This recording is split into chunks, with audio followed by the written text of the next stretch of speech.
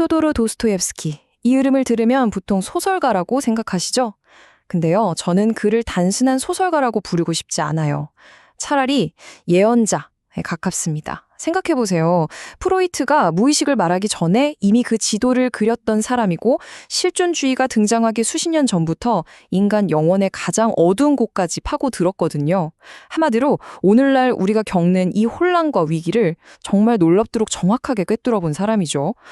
그런데 도스토옙스키의 그 모든 어둡고 고통스러운 이야기들, 그 한가운데에 정말 의외의 문장이 하나 자리 잡고 있습니다. 바로 사랑은 우주를 하나로 묶는 근본적인 힘이다라는 말이죠.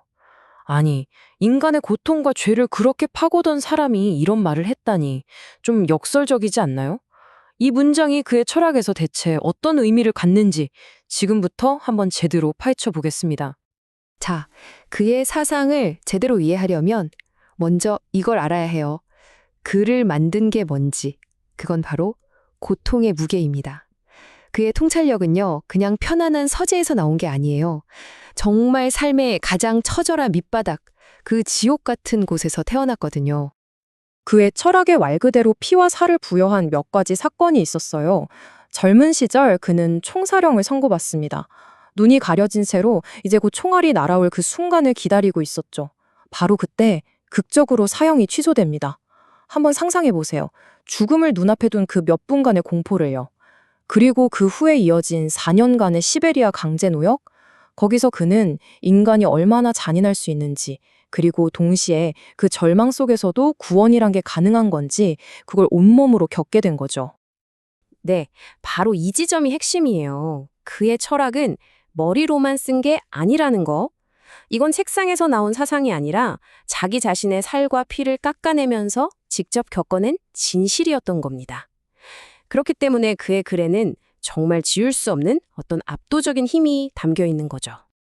자, 그럼 이 지독한 고통의 경험을 통해서 그가 내린 첫 번째 진단이 뭔지 한번 살펴볼까요?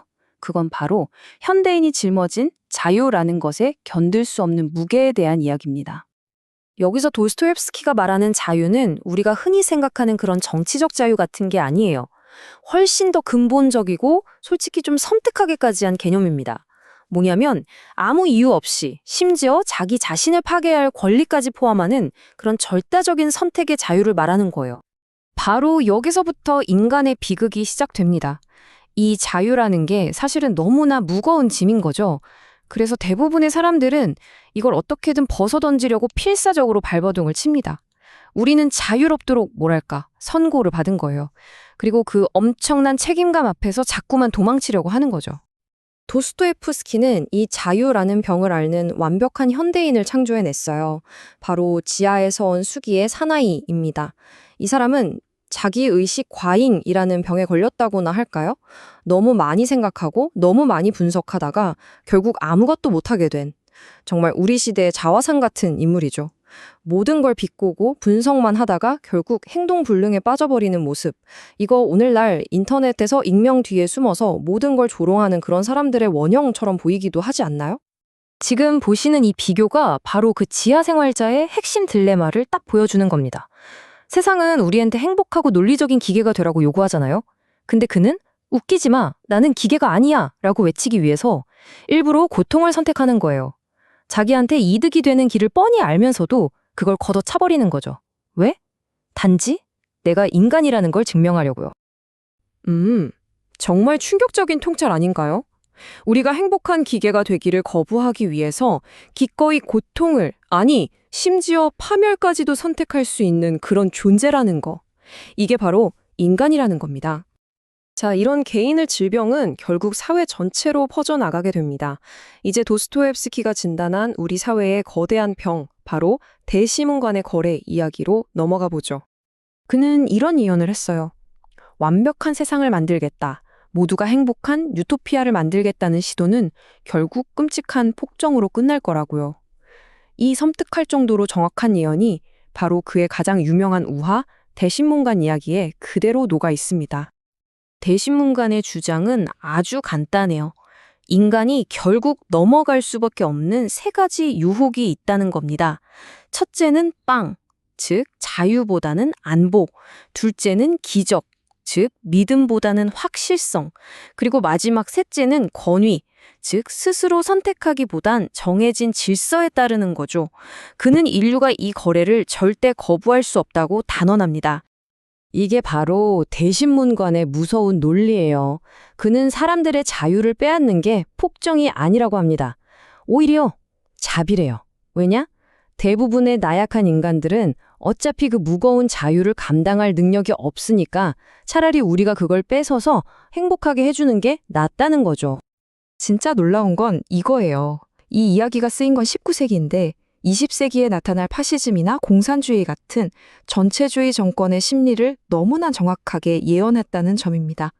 안전, 확실성, 질서를 줄 테니 자유를 내놔라?